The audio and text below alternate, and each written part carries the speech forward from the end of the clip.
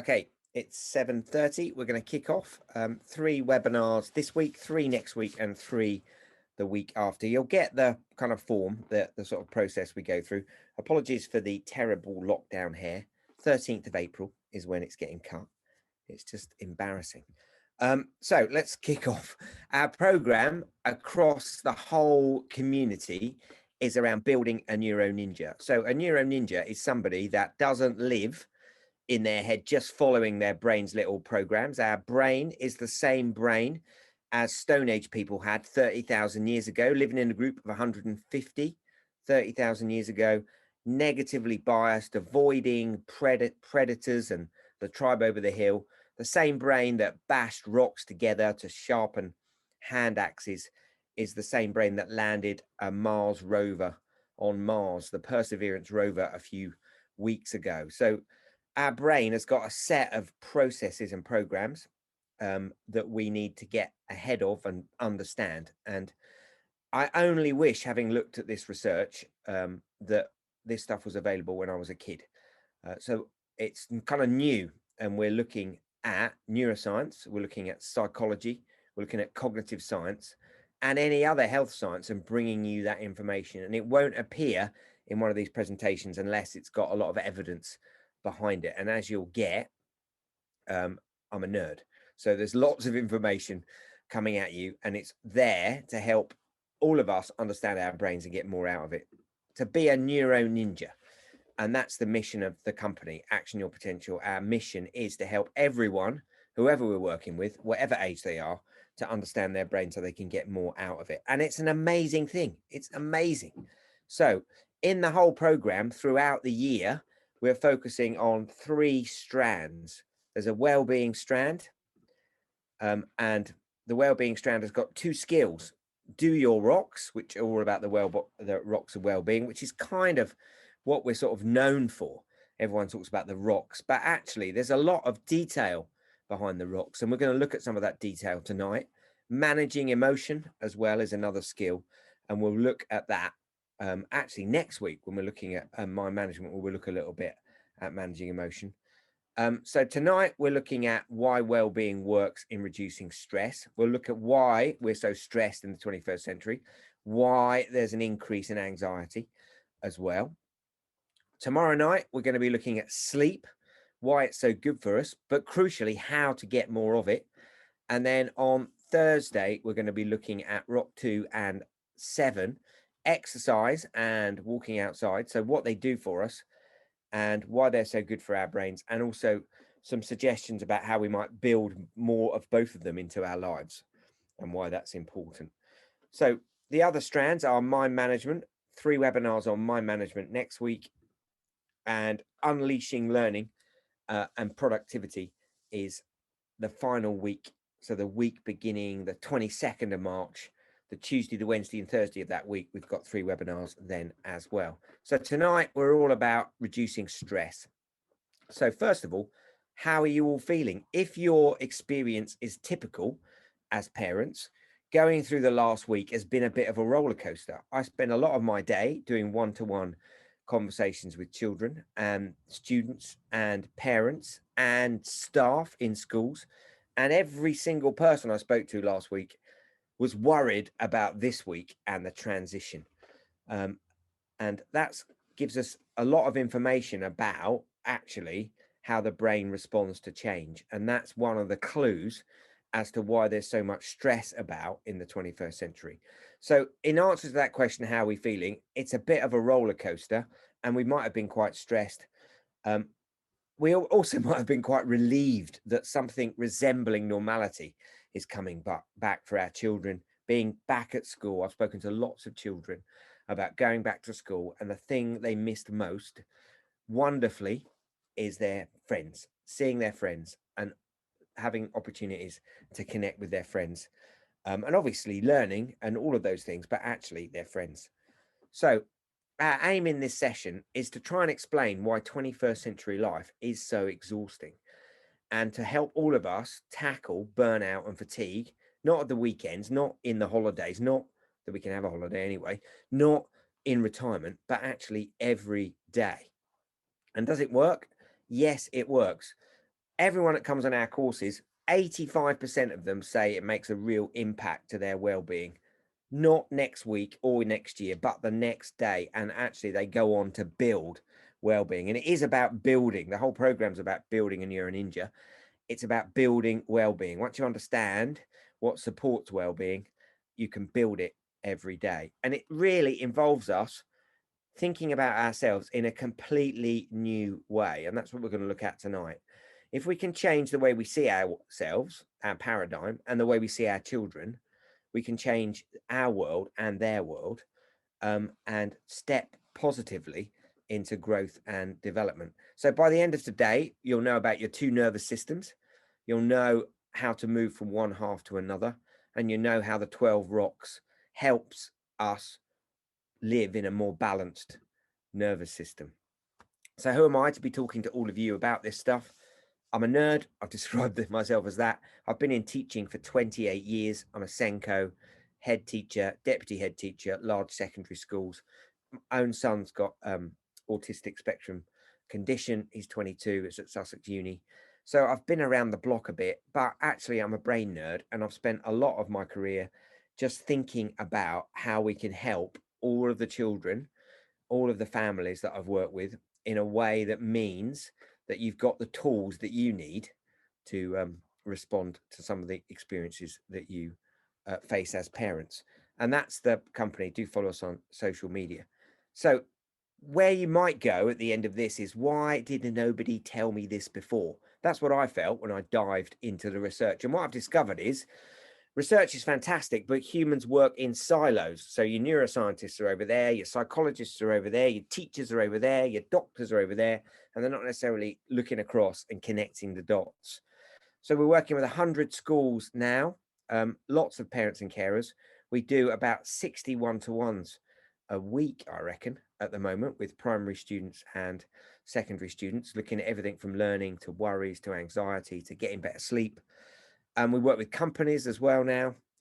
Like I said, 85% of the people on our courses say it significantly impacts their well-being, just because it enables them to think about well-being in a new way. So let's talk about reducing stress. Firstly, we need to see ourselves with those new eyes. And firstly, we need to understand that we are a body and a brain that generates a mind. So the mind is built by the brain.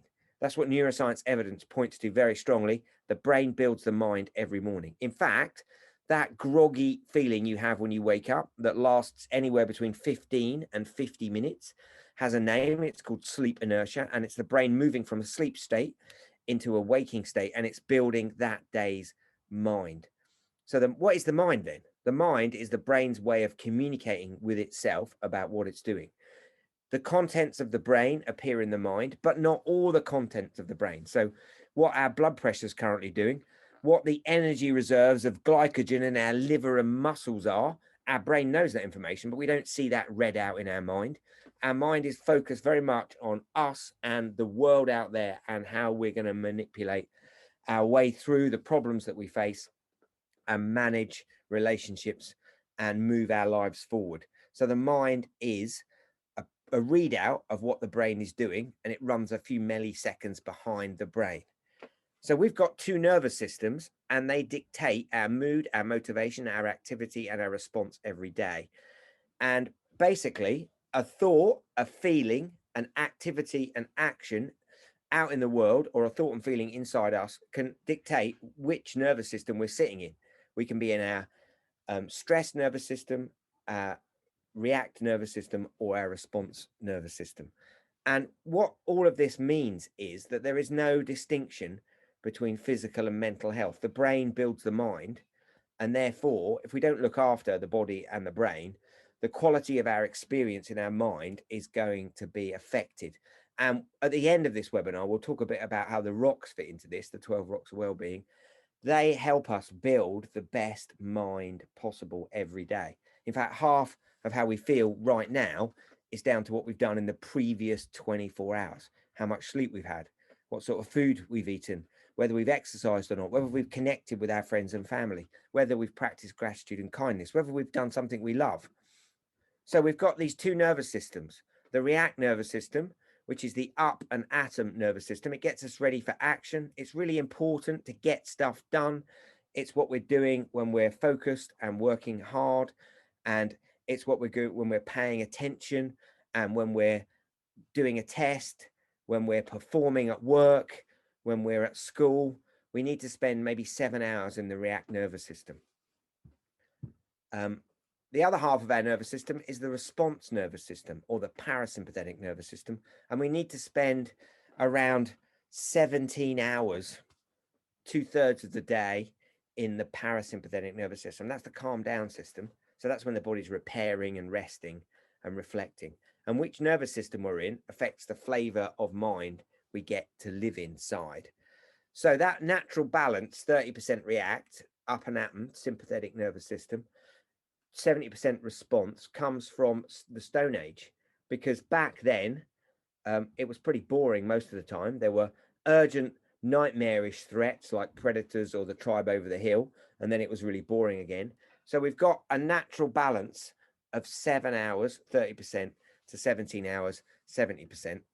What does our react system does? It gets us activated, it gets us engaged, it's heavily energetic for the brain. So that's why we need to retreat into our parasympathetic nervous system to calm down. It gets us ready to do all the things that we do in the day that put us under a bit of pressure. So positive stress, and that's good.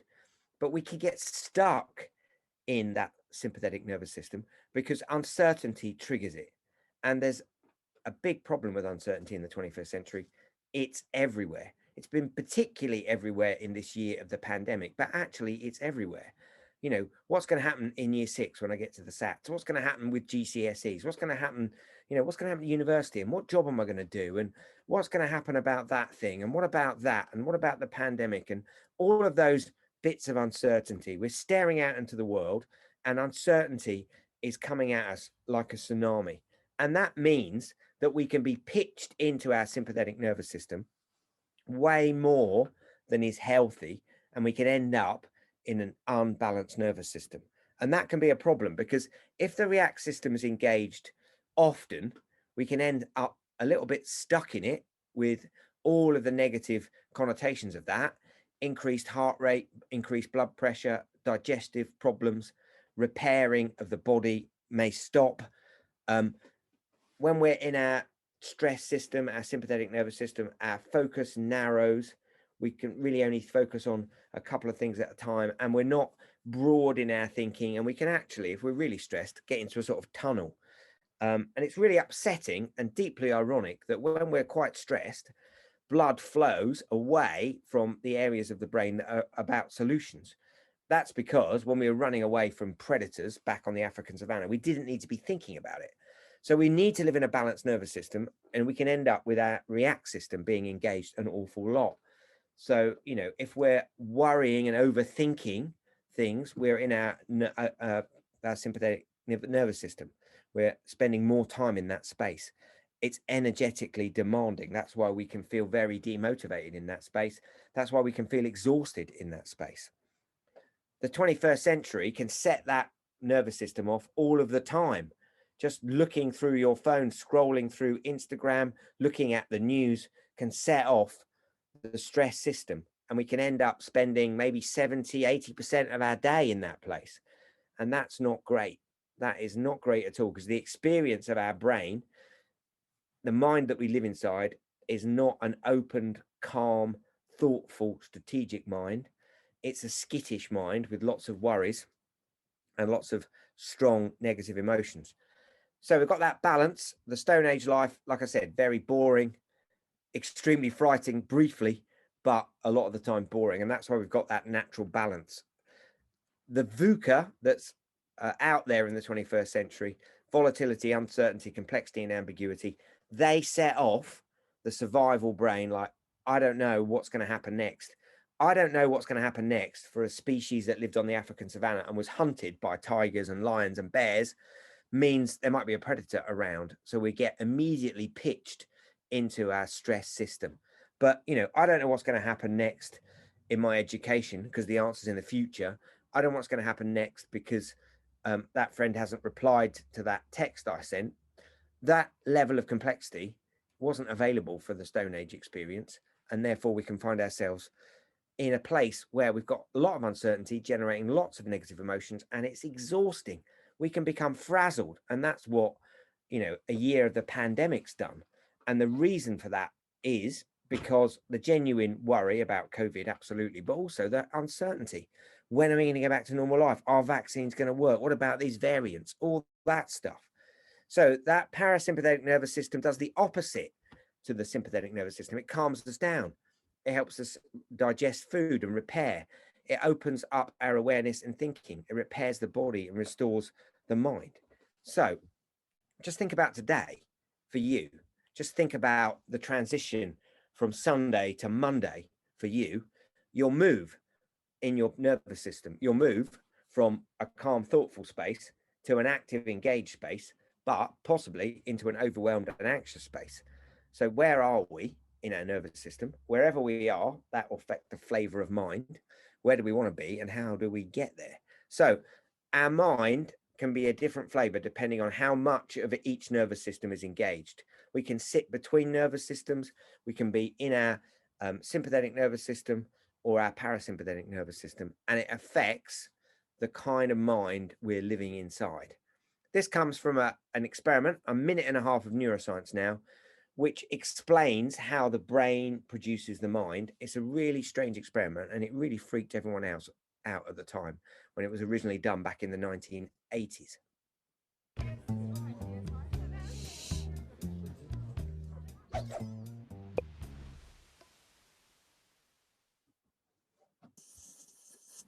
Put your hand in front of you and flex your wrist. You presumably first had a thought, flex my wrist, that then caused your wrist to move. That's how it seems. But Benjamin Libet's experiments in the 1980s have cast some doubt on that. In his neuroscience lab, he wired up subjects to an EEG machine measuring brain activity via electrodes on their scalps, and then asked them to choose to perform a simple hand movement when they felt like it. He also got them to record the time at which they made a conscious decision to move their hands. Disconcertingly, he found evidence of brain activity initiating the movement hundreds of milliseconds before the conscious decision was reported. In other words, his experiments seemed to show that the conscious decision didn't cause the movement. The brain activity bringing about movement started before the individual willed anything to happen. So that is experimental proof that's been repeated a number of times. You can imagine scientists investigating that. So basically the person is moving their hand before they get the urge to move their hand. It's not actually ghostly or weird. The brain's moving the hand.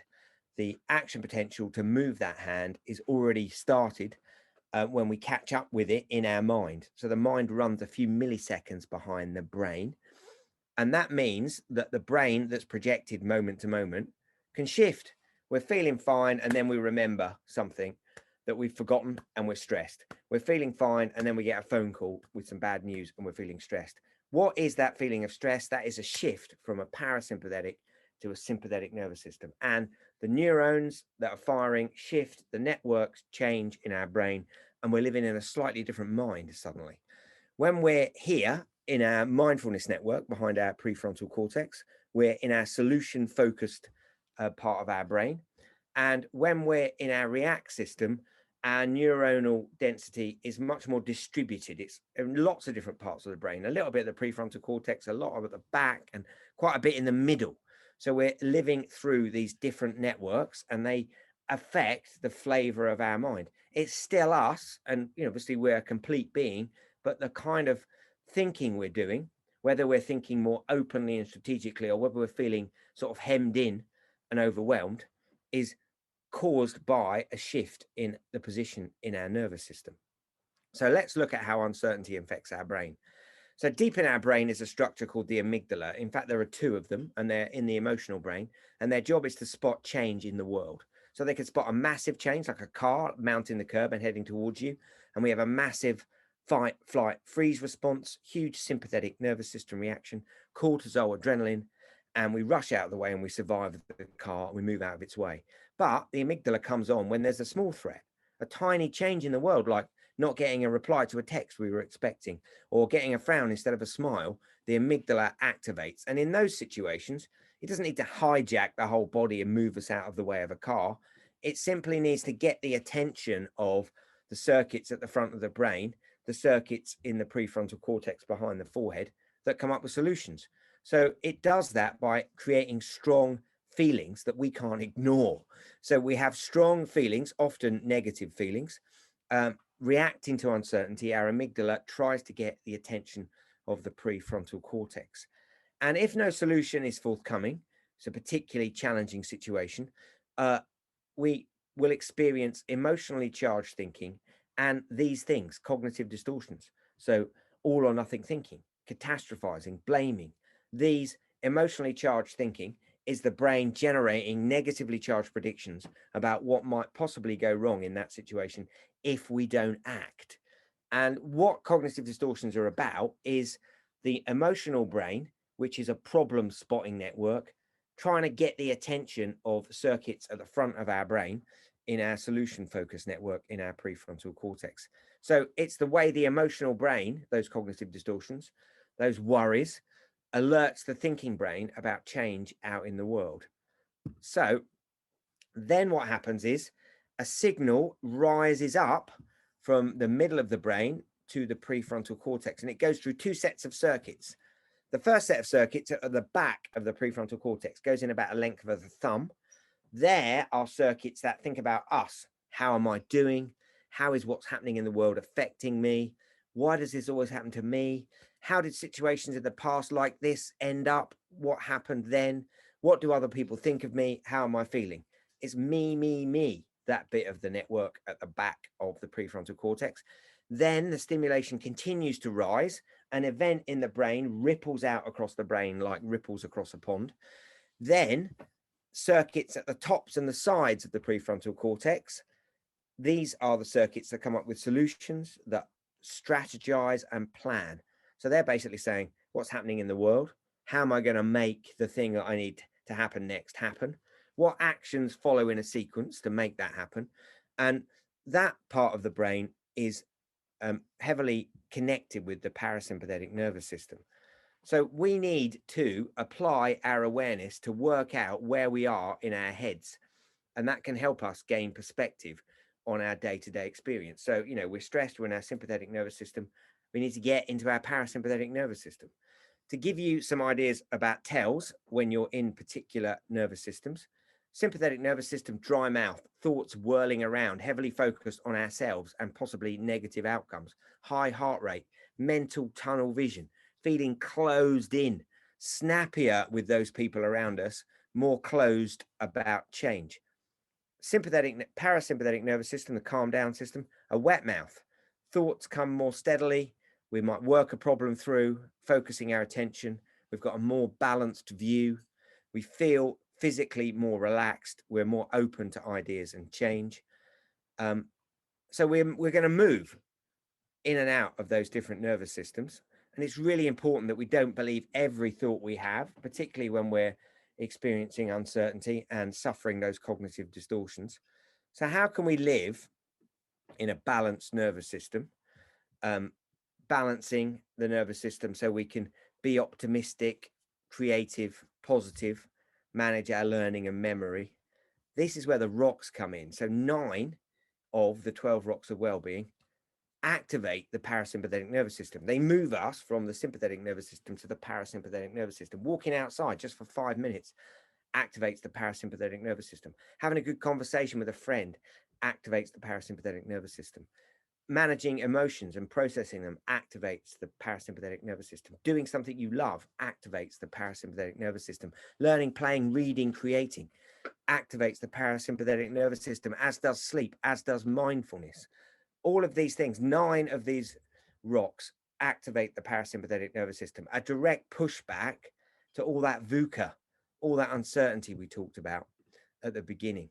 So have you got your rocks in? Begin the process of improving them each day and help your loved ones to do the same. And we're going to look later this week on improving sleep and looking at walking outside and exercise. If we do that, if we live in our parasympathetic nervous system, we'll also be turning on the gratitude circuits, the appreciation circuits, because they're also in our prefrontal cortex. And next week, we're going to be looking at negative bias and how we can get stuck in a negative bias in a moany, groany, and drony brain, the opposite of which is a world made more beautiful. Let's get back to the beginning of that video. Sorry about that.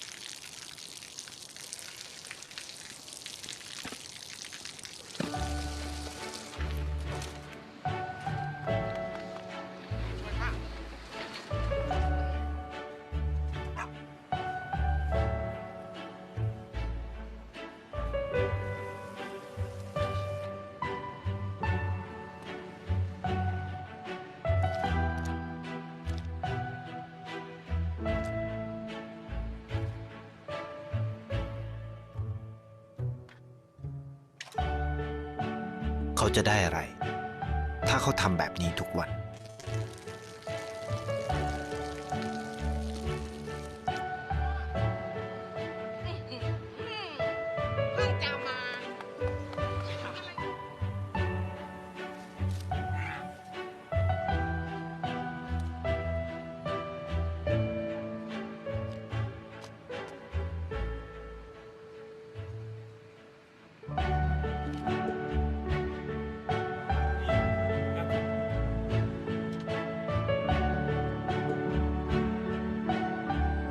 เขาจะไม่ได้อะไรเลย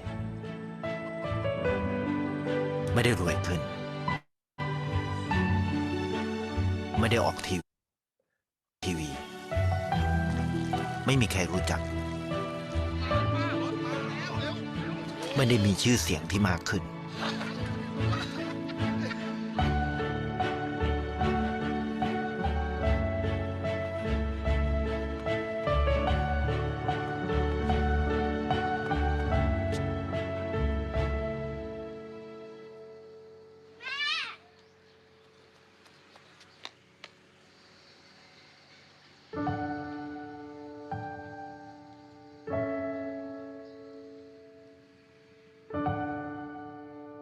เพราะสิ่งที่เขาได้คือได้แค่ความรู้สึก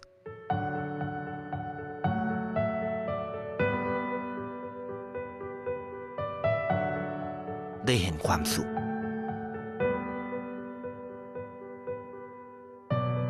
ได้เข้าใจ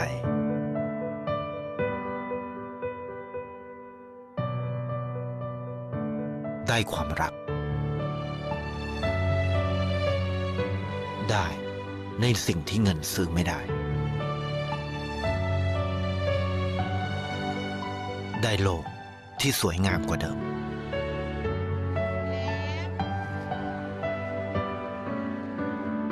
ในชีวิตคุณอะไรคือสิ่งที่คุณต้องการมากที่สุด So tomorrow night, we're going to be exploring in a lot of detail the reasons that sleep are important and crucially, how we build sleep. So tonight, just to recap briefly, sympathetic nervous system, stress response. If we spend too much time in the stress response, we end up in a tight mind focused on emotionally charged thinking. And we're living in a neurally plastic brain, remember? That brain can slowly but surely, if we stay in a particular space, begin to reflect that space by changing. The brain constantly changes in response to what we use it for. By stepping back, using our 12 rocks of well-being, applying them daily, even if you've got 5 minutes and the choice is between staying on the computer and doing a few more emails or moving around and going for a walk, having a chat with a friend, do those things. They'll turn on the parasympathetic nervous system, get us back into the full version of ourselves, the best version of ourselves, the one that can answer the complexity of the 21st century. Because when we're in our stressed brain, we're not functioning with all the circuits that we need to deal with that complexity in a sort of responsive, flexible way that will get us the best outcomes. Thank you so much for joining us tonight. It's fantastic. So many of you have joined us. That's brilliant. We're back again tomorrow night at 7:30 talking about sleep. I'll hang around a bit. If you've got any questions, bung them in the chat. Take care, everyone. See you tomorrow night.